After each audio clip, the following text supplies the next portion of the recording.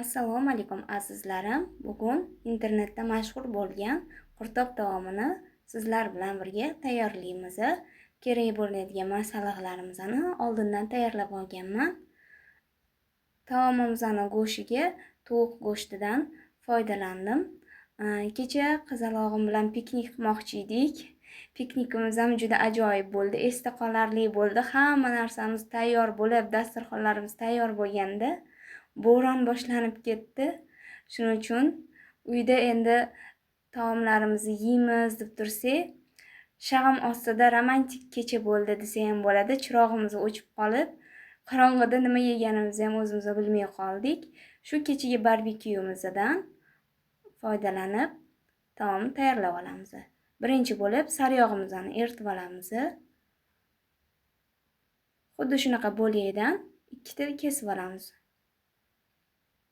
100 gram, 100 gramdan sal oshiqroq bo'ladi sariyog'imiz shunda. Sariyog'imizni eritishga qo'yib olamiz va barbekyu tovuqchalarimizni ham yiriroq kubik qilib to'g'rab olamiz hamda sariyog'imizga qo'yib korочка qilib olamiz. Qo'shib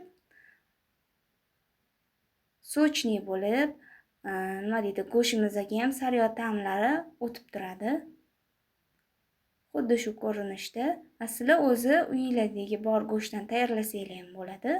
Xohlasanglar tovuq go'shti, xohlasanglar mol go'shti, o'zingizlarning xohishingizga qarab.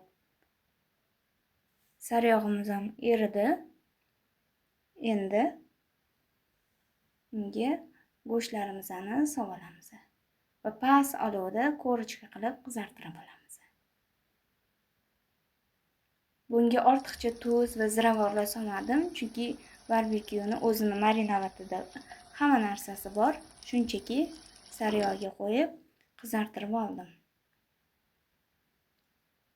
Go'shtlarimizni qizarguncha qolgan ishlarini qilib turamiz. Suzmamizni suyultirib olamiz. Bu taomni birinchi marta tayyorlaganim uchun qurtni o'zidan qilmadim. To'g'risini aytsam, nordonroq bo'lib qolsa-chi, yeyolmasak-chi deb o'yladim. Shuning uchun suzmani o'zidan qilyapman.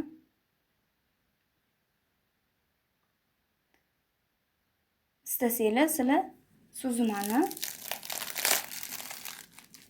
keyin nima deydi, kamroq qo'shib, qurtni ko'proq qo'shsanglar ham bo'ladi, xohishingizga qarab. Nonlarimizni qarsillashini eshityapsizlarmi? Bu qatlama uyimda bor edi. Har doim qilib qo'yaman uyga. Ikkitasini bitta qilib pishirib oldim. Patrini juda ham mazali chiqdi. Endi salatini qilib olamiz.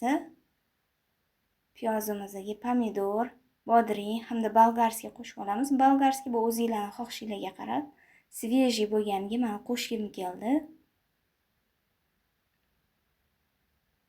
Ko'katlarimizni ham endi qo'shib olamiz. Garimdorini qo'shib aralashtirib olmadim, sababi bu taomni qizalog'im ham yeydi, u achchig'i yemaydi. Xohishingizga qarab keyin qo'shsanglar bo'ladi, xohlamasanglar qo'shmasanglar ham bo'ladi. Endi tuz solib olamiz, ta'biga qarab. Go'shtimizni orada bitta aralashtirib qo'yamiz, tegi yopib ketmasin. Mani go'shtim 100% pishgan, shunchaki qizartirib olaman.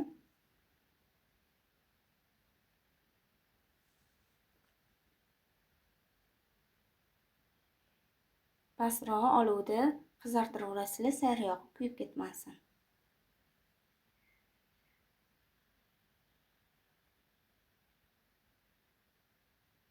Ko'rib turganingizdek miltillatib qizartirib olaman. Go'shtimiz qizarguncha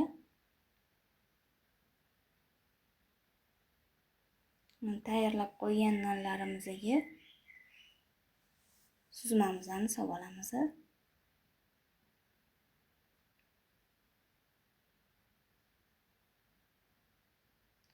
Suzmasini istasanglar bundan ham suyuqroq qilsanglar bo'ladi.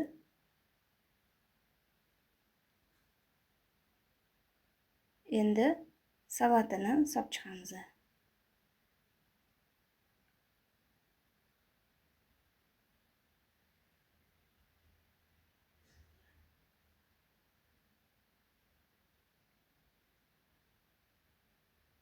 Hamma yog'iga bir xilda qilib, chiroyli qilib solib chiqamiz.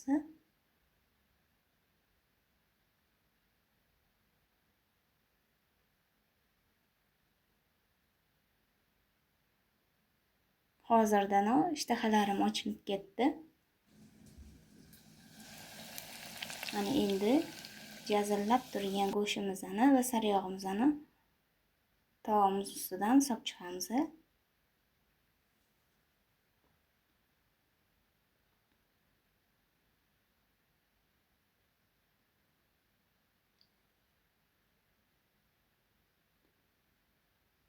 Hidlariga gap yo'q. Ayniqsa issiq sariyog' bolgarskiyning ustiga tushgandan keyin shunaqa yoqimli hid chiqyapti.